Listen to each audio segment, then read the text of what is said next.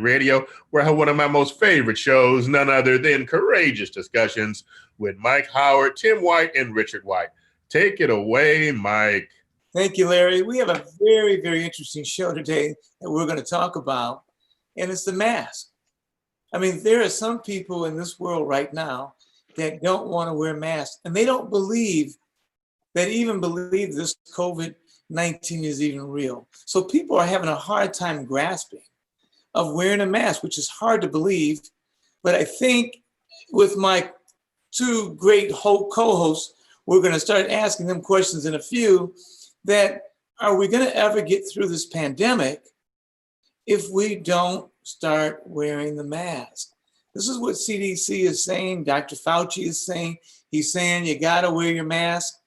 April 3rd, about 113 days ago, was when Dr. Fauci said that you need to wear your mask. That was April 3rd. You need to wear your mask. So granted, 2-3 months ago, going back to February, even March, there was some dispute. There was some people saying, hey, we don't know which way to go. Masks are good, masks are not good. But on April 3rd, remember that date, April 3rd, Dr. Fauci said you need to wear your mask. So it's an issue. So what I want to do is I want to start off showing a screen share my screen here. And I want to show you, okay, I think Larry has to let me screen share. For some reason, not letting me screen share. But I'm going to show you a video, and I'll probably show a couple videos today that show what's going on today, all around the world, that you're having, especially in America, you're having this issue. Larry, am I able to screen share? It looks like I'm not able to. Oh, here we go. Thank you. So let me just share this with you, get my sound together, and I'm going to play this video for you. Let me know if you can see it. Confrontation caught on camera at a grocery store in California. See that shopper there yelling at employees and other customers after refusing to wear a face covering. Will Reeve is at a Trader Joe's here in New York with the story. Good morning, Will. Good morning, George. That Trader Joe's in North Hollywood had its grand opening that day. Now millions of people know what it looks like inside because of this video. Yet another incident surrounding wearing masks in public. The woman in the video now speaking out to our station in LA. This morning, face mask controversy after this outburst caught on camera in a Los Angeles grocery store. So anyone harassing me to wear a mask, you guys are violating federal law. Do you get that? Get that on camera. Ma'am. This Trader Joe's shopper confronted for not wearing a mask in the store. She claims she has a medical reason not to. I have a breathing problem. My doctor would not let me wear a mask. The shopper telling ABC station KABC that she had gotten permission from the manager at the Toluca Lake store to go maskless, but accidentally went to the wrong location in North Hollywood, where she said she also got permission, and claims the incident began while she was shopping. Right away, he started using obscenities at me, and I did what any normal human being, a woman, would do if she was being harassed by a man, not knowing if he's a crazy man. So I start yelling in self-defense. Earlier this month, California Governor Gavin Newsom made wearing masks in public mandatory, but the state's Department of Health has exempted anyone with a medical condition, mental health condition, or disability that prevents wearing a face covering. Right now, as COVID cases are on the rise in the U.S., 18 states require masks in public, while 32 have no such mandate. The video viewed millions of times and counting. Some people shaming the angry shopper for what they perceived as selfish public behavior. I have asthma, and I'm wearing my mask. I'm like, there's times I feel like I can't breathe, but I'm like, if I want to be out there shopping, I have to get what I have to get done. I have to wear it for the sake of others and for the sake of my health. The woman in the video did not specify what her medical condition is. Trader Joe's has yet to comment on the incident, but their website clearly states that wearing masks inside their stores is strongly preferred and encouraged. George? Marie, thanks. Let's bring Dr. Jen Ashton back to check in with her on this. And Jen, let's start out. What are the possible medical conditions that could keep somebody from wearing a mask in public? Well, George, in general, if you're well enough to be outside without oxygen, you're well enough to wear a mask. Now, according to the CDC, there are basically 3 groups of people that glaringly probably should not wear a mask. That's toddlers under the age of 2, people with extreme respiratory distress, acutely, and people who are unconscious. So in general, if your breathing condition is well enough to allow yelling or being outside without oxygen, you can wear a mask medically. Let's talk about what Dr. Birx from the White House Task Force is now calling a new discovery. The mask can partially protect the wearer from getting infected. Is this a big development? It may be, George. So let's put this into context, medical and historical perspective. Back in January, February, and early March, the reason that the CDC and medical professionals, myself included, was not recommending that the lay public wear masks is because outside of a hospital setting, there was really no data to suggest that it can protect the person wearing it. And we put masks on sick people in hospital settings. When the CDC revised that is because we realized that so many people infected with COVID-19 show no symptoms. So the assumption is that we all may be sick. So that's where that came from. What Dr. Birx was referring to is new data published in The Lancet that suggests that wearing a mask outside of a hospital setting may actually protect the wearer as well. So 2 reasons to mask up. Well, hey there.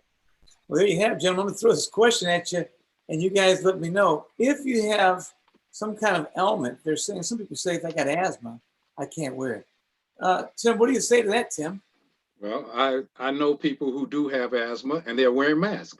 You know, one of my close friends always have it, and I'm sure he'll watch this eventually. He has asthma, but he'll wear the mask everywhere we go, every time we're out. So it's just like the news commentator said on that video. If you can yell, you can wear a mask, because that means you have enough air to yell and scream and argue with somebody. So you're expending that kind of energy. That means you can wear a mask. And the idea behind the mask is to keep us safe. If we don't do that, then we're really, what good is this with all this coronavirus and the killings? Yeah, I mean, that mask really, and you correct me if I'm wrong, Richard, is I'm supposed to wear that mask to protect you, and you wear that mask to protect me. So let me ask you, Richard, what makes this so hard? Why is this such a big controversy? Yeah, I think we just don't want to be told what to do. Mm-hmm. I've often heard people say, you know, it's my right, you're infringing on my rights. You know, it's my right to know if I don't want to wear a mask or not wear a mask. To some people, it's about rights. You know, to me, that's kind of selfish in that we have a health crisis in our society right now that is killing people, that's leaving people sick. And what we want to do as a society, we want to slow that and then stop it so we can get back to our normal lives as we knew it, where we can get out to restaurants, to beaches. You know, I haven't seen a concert in a while. I'm a jazz man. I love jazz. You know, I'd love to go up to my, you know, the local spot and listen to jazz. You want to get back to those things, getting out with your kids. You know, I had a trip that was set to go to the Smithsonian African American Museum in DC. Beautiful, Well, I've been there. yeah, we were set to leave Friday. Well, that's been canceled. They refunded all our hotel money. So there are things that I wanted to do and would like to do, but can't do because we haven't slowed the spread and we haven't taken our curve down. As a matter of fact, we've gone in the opposite directions. Well, experts have said wearing a mask, if people wear a mask, you will cut this down by 65% at least. So let me ask you, so Tim, so saying that, so again, where is the confusion? Is it, you know, I'm just going to call it like I see it right now. Is it because of leadership? Absolutely. It's that mixed messaging. You know, you're getting 2 different stories about coronavirus. And one of the things we're finding, if you don't see it, most people, if they don't see it, they don't believe it. And as we talked about it before, that's that bury your head in the sand mentality. If it's not in your home, if somebody is not suffering from coronavirus in the majority of people's home, they dismiss it as if it's not real, it's not genuine. Seeing it on TV is one thing. Once in a while, you see the operating room or an emergency room. That's not real to us because it's not affecting us. It becomes real once it affects us. So in answer to your question too, leadership, if leadership sees things like this and say, you know what, it's not real, don't worry about it. There are people who would believe that and won't investigate. I think if people really want to see if it's a hoax, start visiting some hospitals and see what it's like, and see if it's real. It is very real. It's killing people. So far, it's about almost 150,000 people in the United States have died from the coronavirus.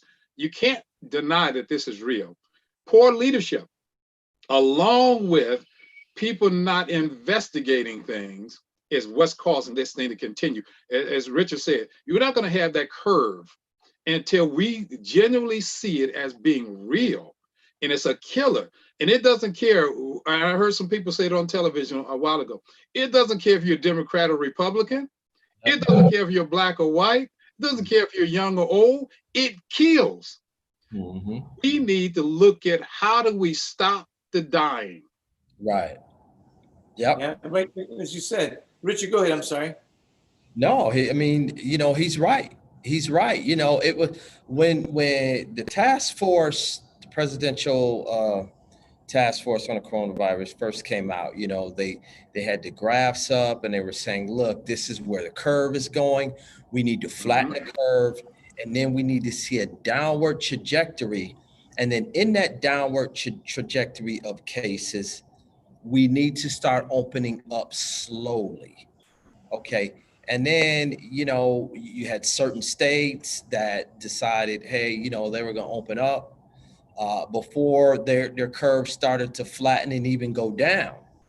And in those states, that's where you're seeing the biggest spikes, and so now what we almost have to do is shut down again. Mm-hmm. Yeah. Like say, look, the summer's a wash. So let people know what, starting August, whatever date they pick, that we're going to do a total shutdown. Go get your groceries, get your stuff, walk your dog, because we're going to be totally shut down again for however many weeks, 4 weeks, 6 weeks, whatever the experts say. We almost need to do that. And that's going to take a strong leader to look Americans in the face and say, look, we messed up. We got to go back to square one and shut down again in order to get a handle on this. Yeah. Do you think it's a Republican and Democrat issue? Do you see that? I mean, it's a human thing. This is a human issue. That's a human issue. Again, it has nothing to do with Democrat or Republican. It has to do with life and death. If we look at it through the life and death scenario rather than Democrat or Republican and partisan, that's real then. When we try to side one opposing the other, that's always going to be divisive. It's always going to cause problems, and we're not going to get together. All it takes is for us as a country is to get together and do this. And I like what Richard was saying. It's going to, if it's 4 weeks, get your groceries together. We have so many people out here preparing for this, quote, apocalypse. This is apocalyptic if we don't do something about it, if we don't get it under control. And if we don't control it, it will control us. That's the bottom line. Now, Richard, you had some stats earlier, we talked about earlier, where they're saying I'm not saying it's a political, but it appears to be somewhat of a political issue. We have, let's just make it real clear. We have made it a partisan issue, which is part of the problem. When you have the last stat I read, when you have 72% of Republicans who feel like, it's important to wear a mask when you're outside. I think it's reverse. Don't think so. Don't think it's important. Right. And 42%, Democrats, Republicans feel like right now wearing a mask is not as important. When you look at Democrats, they feel slowing the curve and taking it down, wearing a mask is important.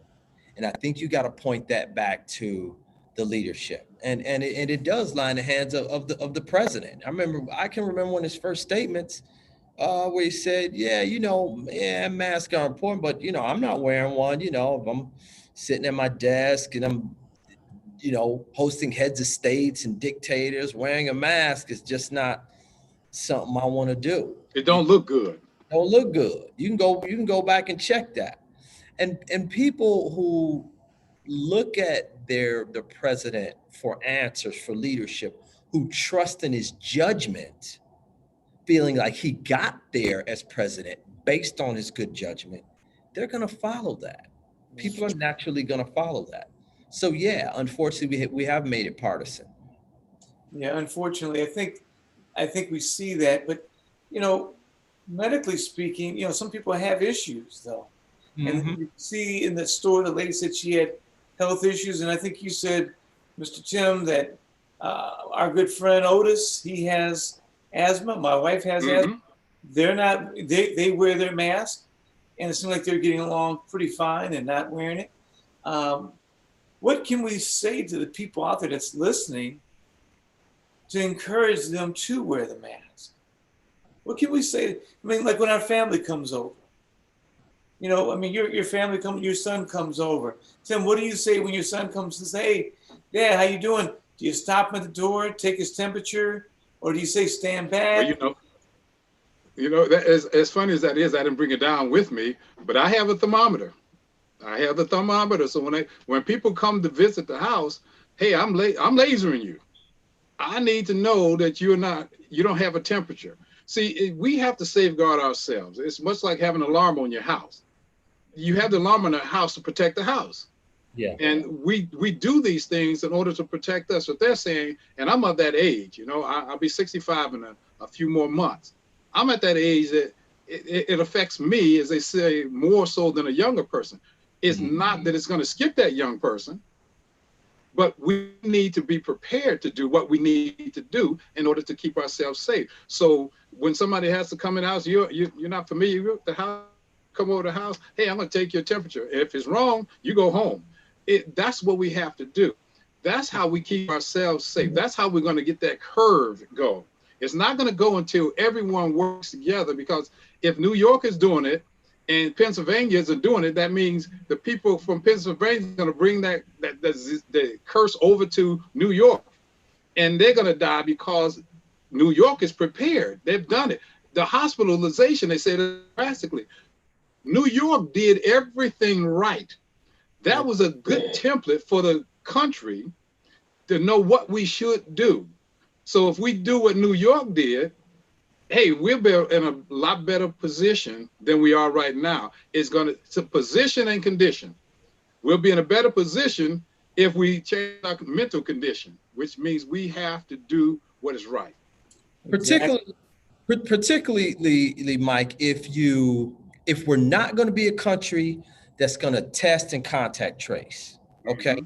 It seems like we've abandoned that plan, or we never really even had one, right?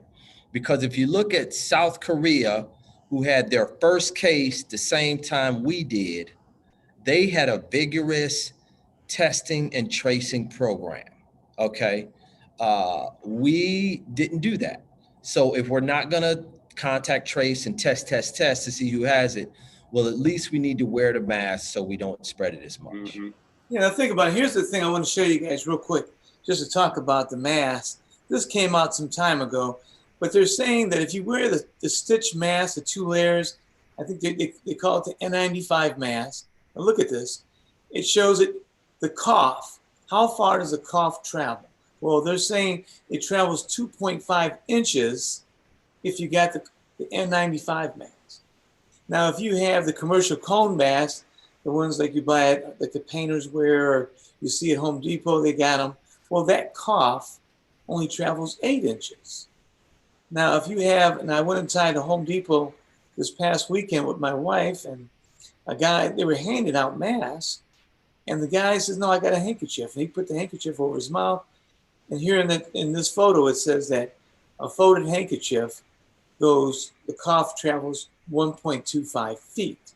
Now, if you have one of those bandanas on your face, you see the guys with the bandanas, they just pull it up. Well, the cough still travels 3.6 feet. Now, if you have nothing, they're saying that it travels 8 feet. Now they're saying 8 to 12 feet. Much 6 foot distance. Go ahead, Richard, go ahead. No, I was just saying so much for that 6 foot distancing, you know. Well, that's true, but I mean, think about it. People are, they're talking. These molecules are coming out as they're talking, and I mean, I think you have a better chance if you practice social distancing with the mask. I think we'll be in pretty good shape, and we can get back to work. But now, let me just say this: what do you think about the kids going back to school? Oh, are the kids ready? Is this economy? Are we ready to go back to school? Our kids. You know what? A lot of it is we're ill prepared to do it, but we want to do it because so many of us as adults feel pent up now because we have to be in the house with these children 24/7, and we want. Honestly, some parents just want that freedom away from their kids, and they don't want to be around those kids that long, and the kids don't want to be cooped up with the family that long. So it's a balance that has to be met there. But how do we meet that balance with our children? The children need to be in school. They need to get that education. But do we want to sacrifice our children? That's the more important question. Are we sacrificing our children by putting them in school too soon? I don't know one child in kindergarten or first grade or second grade is going to want to wear a mask for 4 hours a day. They're going to still exchange things. They're going to handle things. They're not going to social distance. And it's going to be hard for that teacher to keep those children separated because it puts a greater strain on the teacher. Now, let's say one of the children gets sick or have an issue, a health issue, cut themselves or something like that. Now you have to involve the parents. You have to involve a nurse. Now that parent who's at work has to come home. What if that child is asymptomatic? It's possible because children are dying too, not as much, but they're still dying. So now you have an asymptomatic child who maybe got around somebody who had the virus.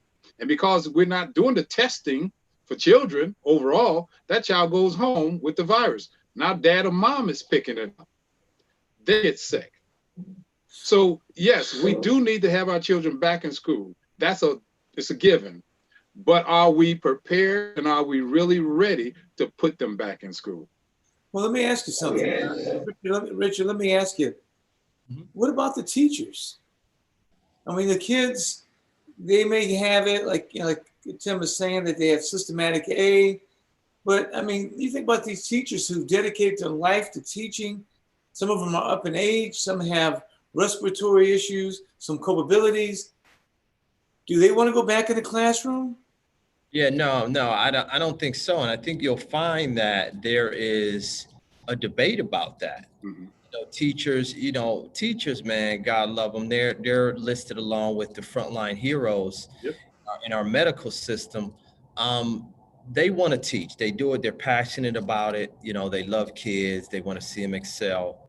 They go above and beyond. But, no, they don't. They want to be safe.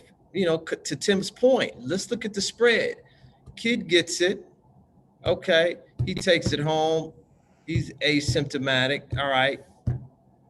Gives it to, he comes to school, gives it to the teacher. Teacher comes home. Maybe she gives it to her husband. Maybe the teacher gives it to her parents who are elderly. Okay. One of them passes away. Okay. Then you got to ask yourself, was that a preventable death? Yeah. You got to say, yeah, had we not gone back too early before we could get a handle on this spread. Now, in terms of kids going back to school, I know it helps parents, and that parents got to work. They want to have their kids in school. They don't want to have them kids sitting at home because they got to work. I get that. Also, depending on, where the kids are from, what neighborhoods they're from. Some of them depend on schools for food, for lunch, for breakfast programs. Those things are important. Schools, that school environment is very important. Social services come out of those school environments. So if you're going to bring them back to school, I think what you needed to do is you needed to have a testing system in place where those kids could be tested and you get those results back within 30 minutes or an hour as to whether they have it or not. Not a temperature test. I'm talking a true COVID test where they can get tested. You don't have it, you go to school that day. Guess what? This protocol is going to be every day you walk through that building, you will get tested. You will not enter into class until we find out if you have it or not. Yeah. I think now the government would take that. The government would take that and say, we don't have enough money to do that. See, then they start washing my hands of it. We don't have the money. And it hurts me with what you were saying, Richard. And I'm thinking about the teachers as you were speaking. And I'm sure everybody's heard this too now. Teachers have started writing their wheels out because anticipating dying or getting coronavirus in school. Teachers shouldn't have to write a will because they're thinking about dying teaching. That's unheard of. That's unimaginable. And it's unconscionable that a teacher have to do that. As you say, they're frontline defense. They are. But why are we putting them in that position and simply saying, we just need to open up no matter what it costs, open up? Are you going to pay for the test every day for these children? No. The answer is no. We know that. Yeah, now there is, with this new round of stimulus, I think it's going to be around 1 trillion, where 100, maybe 105 billion is set aside for schools, but that's so that they can, get fitted for distancing and being able to have the different disinfectants and sanitation processes in place. But you need a vigorous testing program, and you gotta get the results back. I don't understand how we're supposed to be the wealthiest, the most advanced, freest country in the world. Why we don't have a testing system where we can't get those results back in 20, 30 minutes. What's going on with that? That will solve a lot of problems. But let's go back to your lead. We talked about leadership before. Why is it the other countries have this thing under control? And United States, who's supposed to be the leader of the world, we're the leader of the world, the best example of the world, and yet we have nothing under control as far as coronavirus. You can throw the conspiracy theory out there if you want. Everything is fine. It's not. The numbers aren't lying. Now, we can choose to ignore the numbers, but the numbers aren't lying. Why is it Korea got it under control? Why is China having it under control? And even if we want to come home and say the same thing, why does New York have it under control and no other state in the United States has it under control? Something's wrong in leadership. Yeah, let me share something with you real quick. I want to show you this. I'm not sure if you guys saw this video, but let me show you guys. Let me know if you guys can see my screen. Yeah. I'm going to show this video.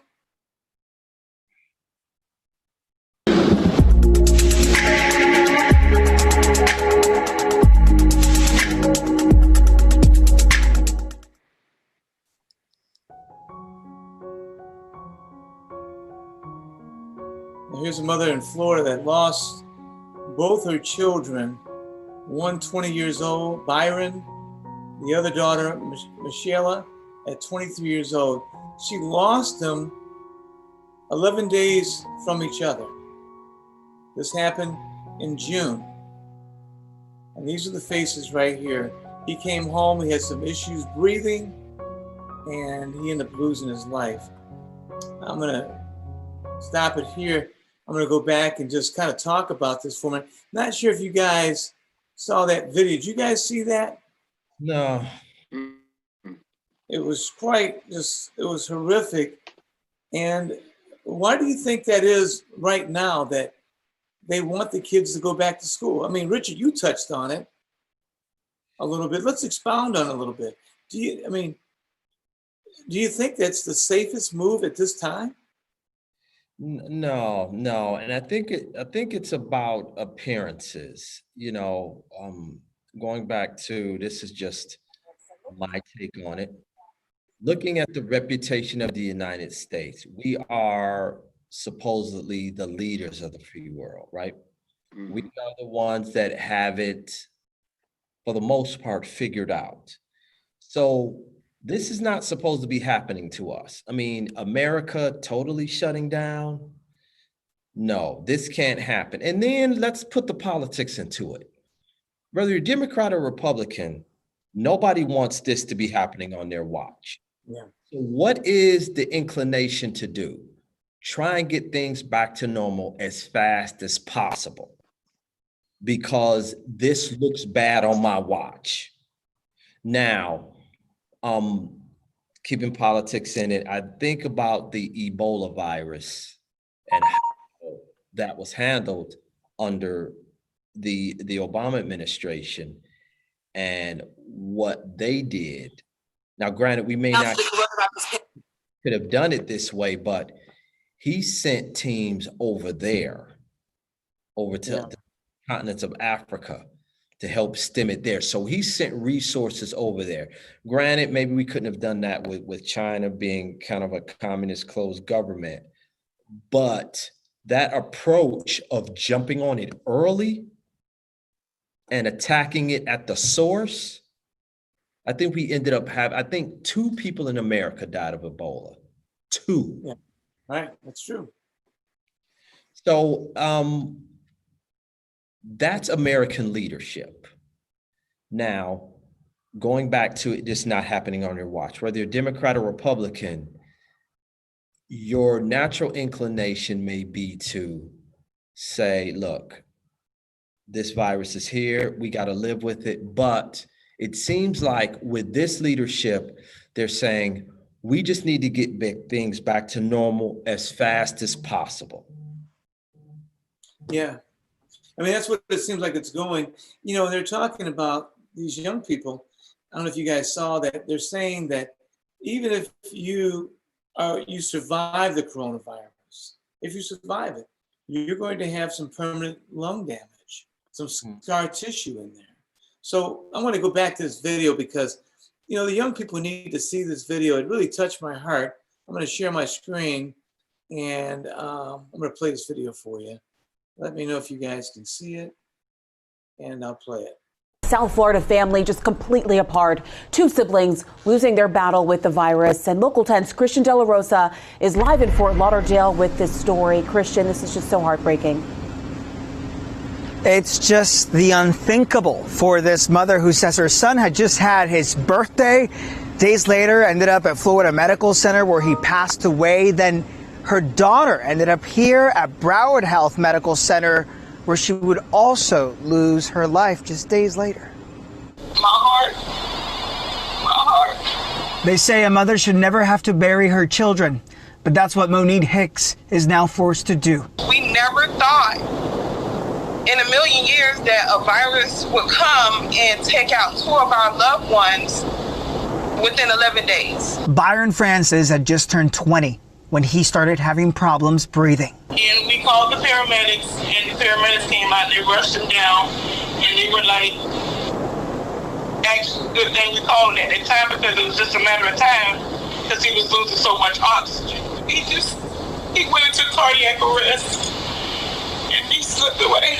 Not even a week later, her daughter, Michaela, got sick and was also hospitalized. One minute I hear she's fine, she's stable. The next one I hear, her kidneys failing. Loved ones say the 22-year-old passed away 11 days after her brother, both testing positive for COVID-19. We don't want them to just be another statistic. It's not a game.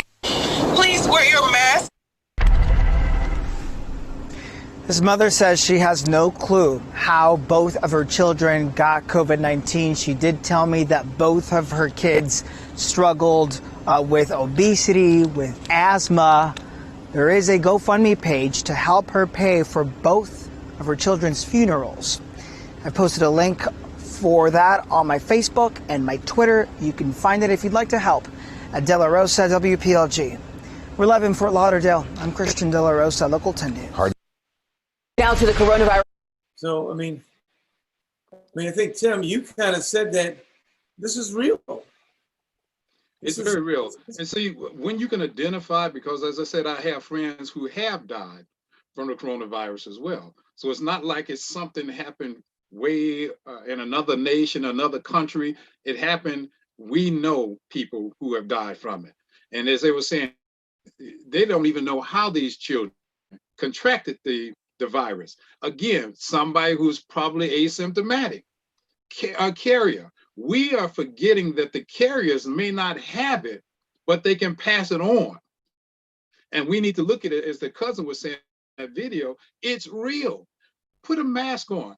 How are you hurting somebody by putting a mask on? You are helping someone. And I know some people looking and say, well, it's pretty much a predominantly Black thing. Black people are dying from it. Whites are too. We overwhelmingly are dying more from it, but it doesn't care what color you are. Let's learn to protect one another. You know what? We won't do it unless we care. Yeah. If you don't care about me and I don't care about you, I'm not going to wear a mask. And some people can try to justify and say, well, you know what, I got this condition. Well, the woman with asthma had condition. We know Otis has a condition. He has asthma. There are people who have asthma and they're still putting on the mask because they care about somebody other than themselves as well. So what do we need to do? We need to just simply do what is right and stop trying to use the Constitution as our excuse for not doing something. That's right. I mean, think that you just mentioned the Constitution, Tim. People say that it's my Constitution that I have to wear this mask. But as they always tell you, that Constitution stops or it breaches when it begins to affect me. So that's what we have to keep in consideration. So just changing gears for a second. Will we play football and baseball this year? I mean, do you think it's safe for the basketball players to get out there and play? I mean, I know we want to see football. I know we want to see baseball. I know we want to, I mean, we've been locked up since March 11th. But what do you say about that, Richard? Hey, listen, I'm a sports fan. I'm a bigger basketball fan than anything else. And, you know, I think, you know, their commissioner, Adam Silver, has a pretty foolproof plan, even though nothing's foolproof, with them playing in a bubble, you know, where everybody's contained. You do everything within this bubble. You don't even go outside the bubble. Okay, I think that's probably the safest way to do it. But if you look at football and baseball, you know, that's going to be tough. I know they're talking baseballs. I think they're talking no fans. Correct me if I'm wrong. No fans. I think football is going to do some fans, but you have to wear a mask. And it's going to be rigorous testing, constant testing. But it only takes one or two, right, to spread it. How did this happen? They identified one guy in Wuhan, and now look at it. Now, would you go, Richard? I mean, somebody gave you free tickets to the game, Indians game or the Browns game, or to a basketball game. Would you go? No, because being at sporting events, you know, they sell food, you're drinking beer, you know, especially in football. I'm a Browns fan, so I've been in the dog pound. They're drinking, they're yelling, you know, I mean, vapors are flying everywhere. you know, I think that's why the spread is really heightened in bars, you know, because you're drinking, you're talking louder, you know, and you're expelling a lot of liquids out of your mouth unknowingly, right? And it's spreading. So, no, I'm gonna be watching it from a couch. Yeah. But I think they may have to seriously consider if an outbreak happens, shutting the season down. It's almost not even worth it until you get a handle on it. And that's hard to say. I mean, there's a lot of revenue lost. That's a lot of entertainment. We like sports. Now here's a question. would you prefer to lose revenue or lose lives? That's the question that people have to ask. You're happy with the revenue? You do that, forget the lies. We want the money. It's all about the money. Right. So you're looking at it that way. Now, what do you say? Yeah, that puts a whole new light into, especially in light of that video you showed. That's heartbreaking to see two young people, I think 20 and 23, pass away.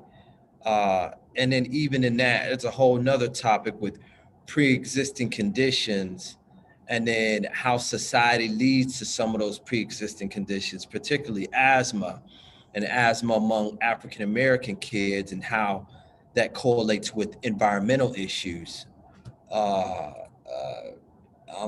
Yeah, you know, I would not want to be that parent, you know, on that video making that announcement. And, you know, and to your point, Tim, knowing people, you know, I have a brother and sister who both, thank God they survived it, who had COVID, and I had a niece who had it. I've got a daughter, I'm still waiting on her results back. She's 15. So, you know, it's not, this is nothing to play with. And if a mask can cut down the spread, then let's be inconvenienced and do that. For a moment. Yeah. For a moment. And you know, and on the heels of what you're saying as well, you talked about the sports, but as you were talking about the sports, it made me think about the hotels, the restaurants and so forth, as you mentioned the bars in your statement. Think about it. We don't have to close any of those things down or close them up. If people would just do the social distancing and wear the mask. You can go to a restaurant, eat, wear the mask, take it off as you're eating. If you go in an environment where there's other people, social distancing. So we're not saying you're closing things down, period. You can still make some money. You still earn your living, but at least comply with what is being asked of you. See, everybody's making it seem like this coronavirus is saying, shut things down and never open up again. We're going to just go into poverty now. We're going into another Great Depression. No, do things reasonably for a while. For 4 weeks, be reasonable about things. If your restaurant can't serve people inside and you're picking up and delivering, you're still open, you're still making money, maybe not as much money, but you're not closed.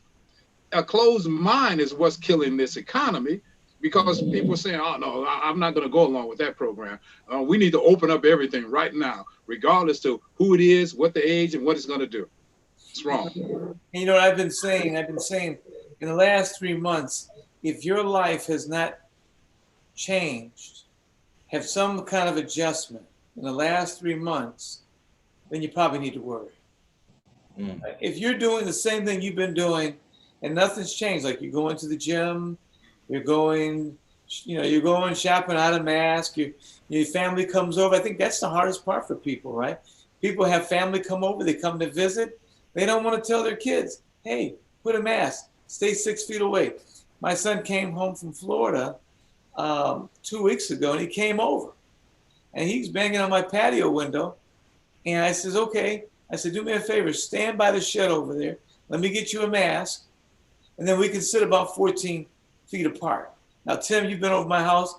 You and I have done the same thing where we just sit 12, 13, 14 feet away. Didn't mean we could not socialize. Exactly. It means that we had to, and you guys had your mask, I had my mask, we were able to do some fellowshipping. Now, here's the question I have to ask you, is this.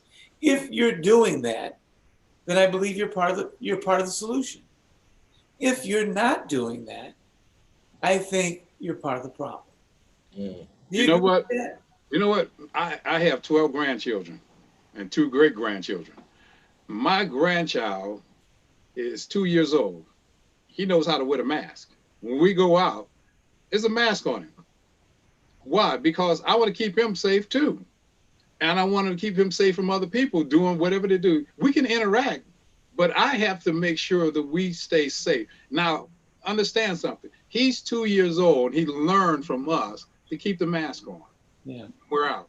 He used to grab at it. Now he puts it on. It's almost a joy for him to put it on because he thinks he's hiding from people, but he'll wear the mask.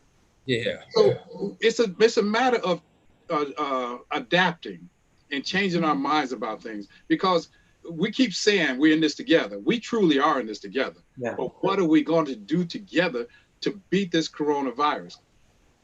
That's true, because like you said, Tim, this virus has no discrimination, right? No matter how rich you are, no matter how poor you are, you can't escape it. It's going to affect you. So, like to your point, we are in this together, and if we just, I believe, if we begin to practice this, and just tell people, hey, wear your mask, please wear it. I believe. Now let me ask. Can I ask a question too for all of us here? Yeah. Do we need someone in a high position to tell us to do something that we should do automatically then? No. You know, that's why it's important to follow the science, follow what the medical experts, that's why they're called medical experts. Yeah. That's why you follow the advice of the medical experts and wear the mask, social distance, wash your hands. Okay, you know, good hygiene is important. You're gonna start. I think you're gonna start. Probably gonna start seeing hand washing stations popping up in different places. Yeah. I got a friend of mine who works for a company. They manufacture different things, and one of the things they're gonna start doing is making portable hand washing stations. You know, I think you're gonna start seeing those pop up. I think it may be a little late to the party with those, and that, you know, winter's coming, but we probably should have had a lot of that stuff out March, April. But still, you know, it speaks to the importance of hand washing, things like that. You know, I think if you adhere to those things, all those things medical experts are telling you to do, use hand sanitizer, okay, then we can start to flatten the curve, because right now our curve is this way, right? Now we got to get back. We're almost at square one. Now we got to get to where it's flat. And then, you know, which means we got those hot spots that are flaring up, the Floridas, the Californias, the Georgias. We got to get them flat. And then you got to get it going downward. Okay. And that's going to take vigorous, man. We're going to be in these masks for a while. Yeah, absolutely. I think to your point too, Richard, I think we have to have discussions with our kids, because, you watch the news, they've been having COVID parties.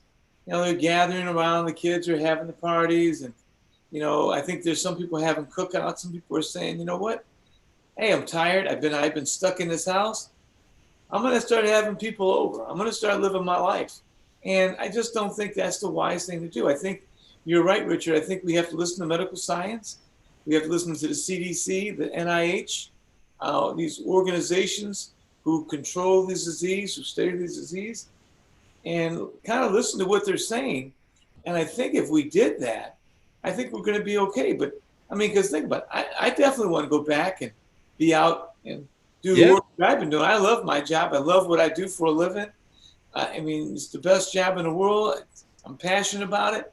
But right now, I mean, with some of the culpabilities that I have and some underlying issues that I'm going through, I just can't come out and take that chance. But I think if we did our part, as you and I are doing and Tim are doing, we're talking about it. And we're telling people, listen, please wear your mask. We can get through this. Google is now going to be doing working from home. They have announced it June 21. Yeah. What does that tell you? Wow. That's another year from now. Right.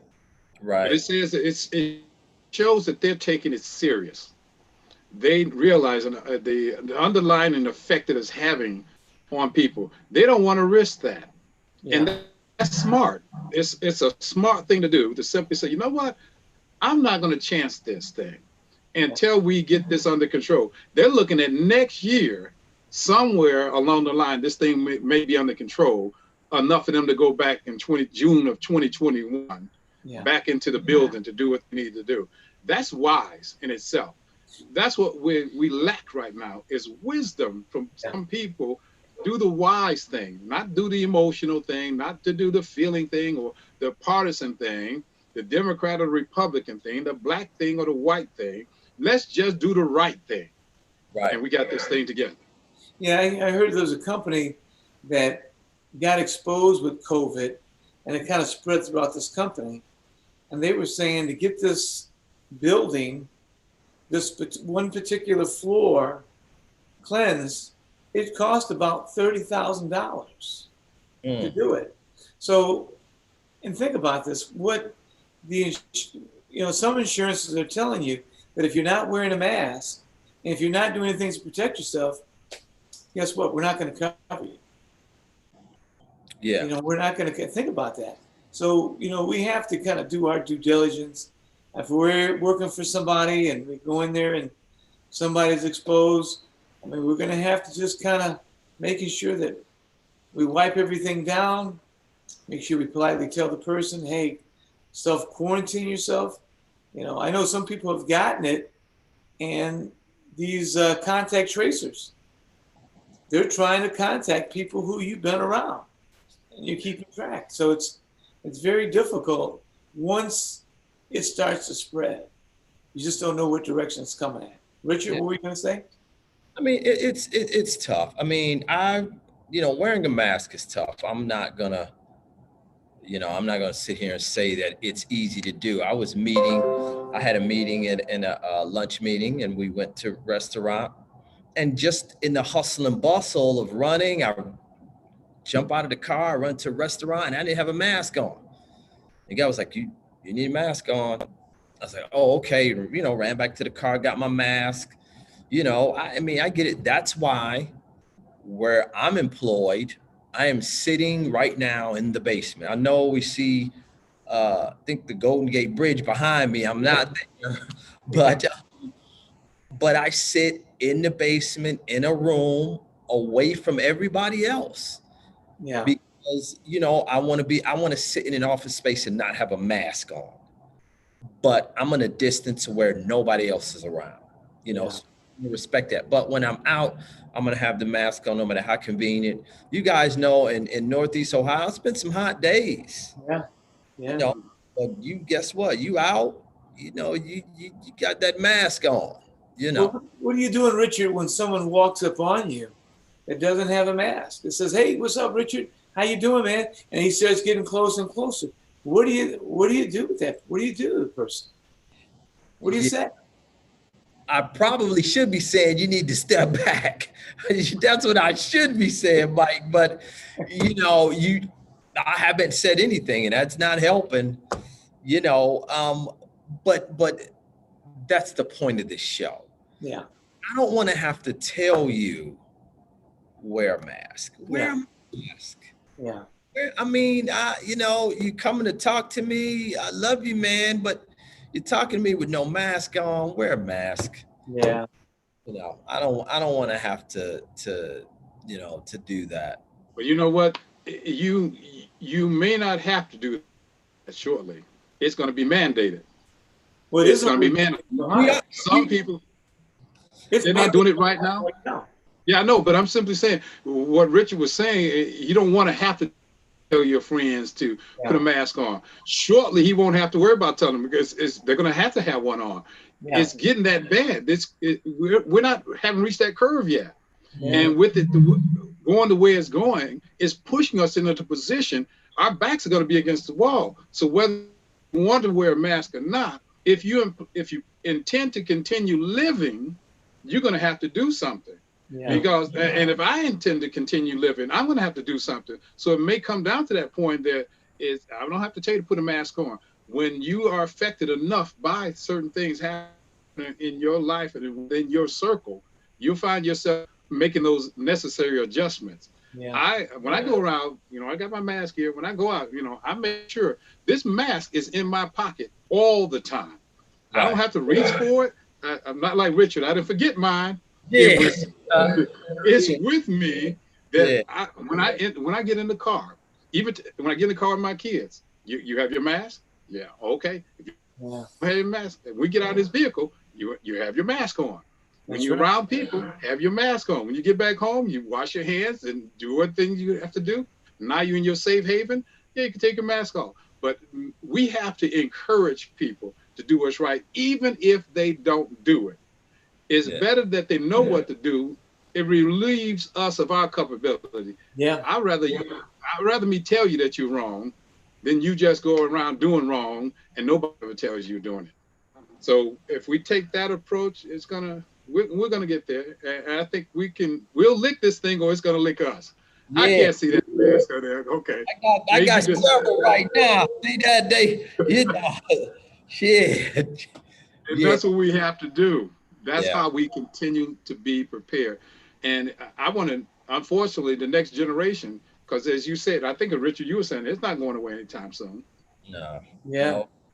Yeah. And I think, we have to just make sure that, I think if we look at it, we do our part, then we can go back, and I think the churches will open back up. We can do the things that we're used to being able to do. I mean, I miss going to church. I miss my brothers on Sunday. I miss seeing you at chapel service, Richard and Tim, and doing the work that we do with the kids, with the youth, but I think if we don't do what we're supposed to do, if we don't really hold each other accountable, then we're going to go with this problem. It's going to be longer and longer and longer it goes. We have to hold each other accountable no matter how bad it hurts. And Tim knows, he met my wife. My wife is a stickler with the mask. She's going to make sure she has the tape measure out. You come near, she's got the tape measure. She says, hey, 6 feet, right? Yeah, she comes to the door and tell you, you guys you don't have the distance. Get that distance there. Right. So, and that's good. That's what you need to do. We need to do more of that. The more we're aware, it shows the more we care. Right. Yeah. And that's the best way to put it. We got to just hold each other accountable in wearing our mask, and we're going to make sure that we do it. We got about 4 minutes left, gentlemen. I'm going to start off with our senior co-host, Mr. Richard White. Give us your final thoughts on wearing the mask. Yeah, listen. I'm sorry. Did I say Richard? I'm sorry. Our senior co-host. No, you're cool, man. I like that. I wasn't going to correct you. I wasn't going to correct that at all. Yeah. I'll let that go. Yeah. I say, Richard Senior. Go on, Senior, bro. No, listen. Listen to the professionals. Statistics show, any doctor will probably tell you that wearing a mask will slow the spread. I just gave you a statistic, 65%, reduction rate when you wear the mask. And I believe some doctors may even tell you higher, but that was the latest that I've seen. So it cuts it by over 50%. So the spread. So wear the mask. It's an inconvenience. It's a necessary inconvenience, because if we want to fully get the economy back going again, get everything fully back open, where churches can open and all the things we love to do, we can go and meet and hug people and do what we love to do. If we want to get back to that, we have got to get this down. We have got to get the infection numbers way down, almost to non-existent. Last one I checked with Germany, they had 1 death. See there? I think at the time when I saw that stat, the United States was averaging 1,000 deaths a day. Yeah. So we got to get it down, and wearing a mask will do that. Yeah. Tim, you got about my thing a is, minute.